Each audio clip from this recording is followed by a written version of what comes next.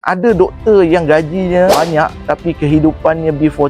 Doktor tahu, mereka awalnya gagal untuk mengurus kewangan. Siapa yang hari ni gagal untuk mengadakan tabungan, insya-Allah Abang Jeb bantu. Sebab Abang Jeb pun orang yang banyak hutang, bekerja mencipta hutang beratus ribu ringgit. Dulu-dululah, sama je kan? Sama je, semua orang mula bekerja dengan mencipta hutang. Anak muda siapa yang ada dalam live Abang Jeb ni, dengar sini, boleh tak korang menjadi 1% daripada rakyat Malaysia yang keluar daripada circle itu? Sebulan, 2 bulan bekerja dah fikir dah apa yang nak digayakan. Setahun pertama bekerja, motor apa nak pakai? 2 tahun, 3 tahun bekerja, dah mula dah personal loan, dah mulalah nak pakai kereta apa. So rakyat Malaysia dia gagal nak memahami keadaan itu. Ramai orang dia nak instant, kebahagiaan yang segera. Ada berapa persen dia rakyat Malaysia yang dia fikirkan masa depan, biar dia bersusah dulu hari ni, bersenang kemudian. Sikit sangat. Anak muda mula-mula bekerja, tujuan dan matlamat dia bekerja, dia tak ada pedoman. Dia duk compare dengan kawan-kawan, compare dengan orang-orang lama. Masuk tempat kerja, tengok abang-abang yang dah 5, 6, 10 tahun bekerja tu, dia duk compare dengan dia orang. Kalau anda nak belajar cara paling simple urus kewangan dengan emas,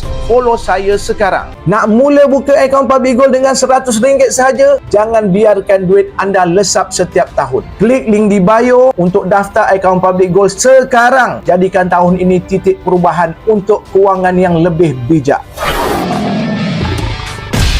Bagaimana nak bermula simpanan emas Public Gold? Link website di bio. Dalam website tu ada pendaftaran. Boleh daftar sendiri dan ada nombor wasabi Abang Jeb. Boleh tekan wasabi tu, Abang Jeb bantu.